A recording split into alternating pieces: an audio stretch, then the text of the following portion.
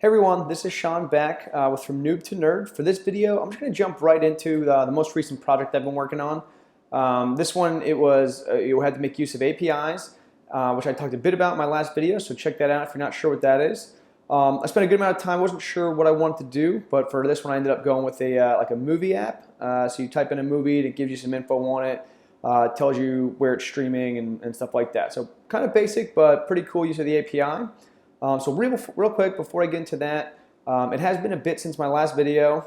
I'm actually at the end of week 7 right now, and the reason it's taken so long is probably a testament to how busy the course is and just kind of how tough it can be.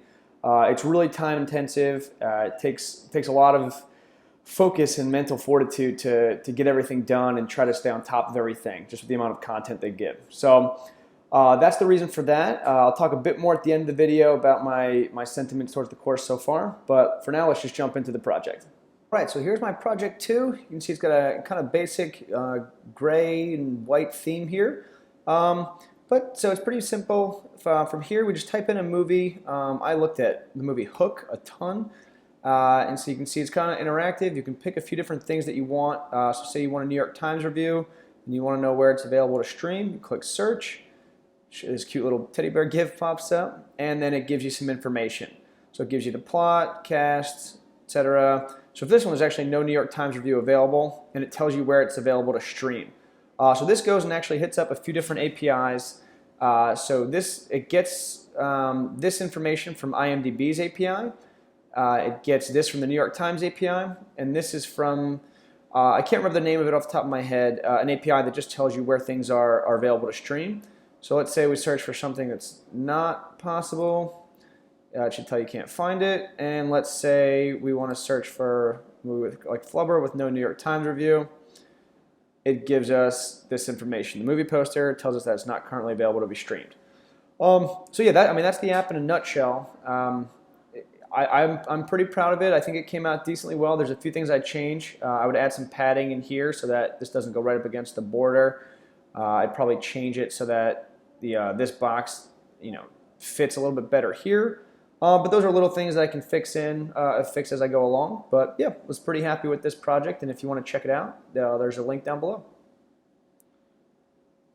So that was my project. One other thing we're going to get into that I've been looking at is the backend side of things. So that's basically the storing and manipulating and retrieving data aspect of websites.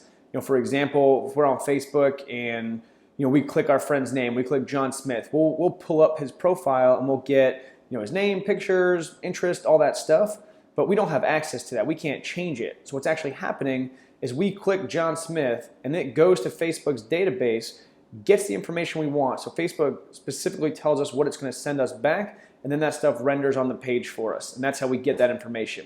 But Facebook doesn't want us to be able to access that information in a way that we can change it or alter it. So they're holding on to it and then giving us very small snippets when we ask for them, if they want us to have them. So what I'm going to show you now is our first entry into the backend side of things. So I'll show you a very, very simple kind of a Twitter-like site that we had to make as a project. So take a look at that. We've got Sean's Babbler. This is very, very similar to what a Twitter app would be. Basically, it just kind of shows you a whole list of things, like a name and then a little bit of content with 140 characters.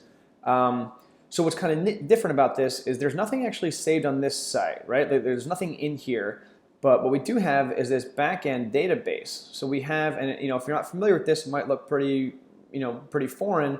But if you just look, it just has a bunch of information. So we have an author of Jeff, and he said this. We have an author of Sean, and I said this. Mario, he said, it's a me, Mario. And so none of this exists on this page, but if we click See All Babbles, what's happening is we're going to this backend database here, getting this information, right? So we get all this if we want it, and it chooses, we set up how it's going to be displayed when we do get it. So for example, we say Jeff babbled this, and we have the option to edit or delete it. So it's a pretty cool thing. I'd never done anything like this. It was really neat to see how we can take a site with very basic framework and say, okay, you have this data that we want to get from somewhere else. Let's go get it, and then let's put it on our page in this way here. And so that's kind of the relationship between how these two things work. And what's kind of cool is, let's say we want to add something. So let's say Luigi said, "I'm your brother," right? Add our Babel, and it's kind of funky. It doesn't, it's not fully functional. But if I click See All Babels, we'll get Luigi's Babel here. And if we come back here and refresh this, boom! Now Luigi's thing is in our backend database, and it's saved there for good. And that's really cool stuff. So we took something from this page and said, I want this to happen. I want this to go back to the database. And when we add this Babel, we click this button. It says, okay, database, here's some information. I want you to save this so that we can access it later. So even though they don't, what's in here isn't saved here, and what's here isn't necessarily saved here, there's basically a highway connecting these two things that allows the transportation of data to go back and forth. I had never seen anything like this. I had no idea kind of how the internet worked in that regard. So it was really, really cool to build our own little basic back end and front end side of things and put it together in this. And this is just a little thing that took me forever to work on. So I'll show you how this works. So if I click delete, we're going to get rid of Jeff's Babel, See All Babels. He's not here anymore. And that should update our database, and we should lose Jeff when I reload. And there we go. And that's just kind of how the database works. So if we want to edit, say we want to edit Sean's, say, hey there, I'm Sean. Submit, See All Babels again, it should be there. And again, our database. We just sent this data from our website to the database, and now Sean will say, hey there, I'm Sean. Really cool stuff. I'm excited to dig deeper with this backend stuff and just see how the data all works together. So that's a quick snapshot of what we've been doing for the past few weeks. We spent a lot of time on the project getting comfortable with the use of APIs, and making outside calls to get the information we want. And now what we've been doing is essentially using the backend to get data from other sources and building our own front end and backend things that work together. So for that last example with Babbler, I used a combination of MongoDB and Node and Express. So again, I had never seen those before, and it's pretty cool to use such powerful things we're making very basic things with them and using them in a very basic manner. But from what I've heard and seen, it's going to get a lot more complicated, and we're going to use these things to their fullest extent soon. And I'm really excited about that. So I look forward to the next video. Hopefully it won't be as long between videos. So let me know if you have any questions. Thanks a lot. One other quick thing I wanted to talk about in this video was just kind of how things are going and what the experience as a whole has been like. So I've shown off some of the projects and some of the things we're doing, but just in general, the experience, something I'd like to touch on. So again, I know it's something I was looking for, to hear what other people have gone through. So one of the funniest things, and actually most fitting things I've heard from somebody I've talked to was about their experience in boot camp, and they described it as getting in was the hard part, and everything after that was the hard part as well. And I thought that was actually a pretty good way to describe it. General Assembly, it wasn't, in my experience, the hardest class to get into. They seem to be a little bit more lax in terms of admissions and letting people in. I know some of the other ones are a little bit more intense in terms of prerequisites and stuff like that. But getting in, it was a lot of work. I had this, it was 40 hours of work, and that was on top of my regular work week. And so making sure I was up to snuff with all the pre-work was definitely an intense, part of preparation. In addition to that, everything since then has been pretty challenging. Things move very quick. There's a lot of material every day.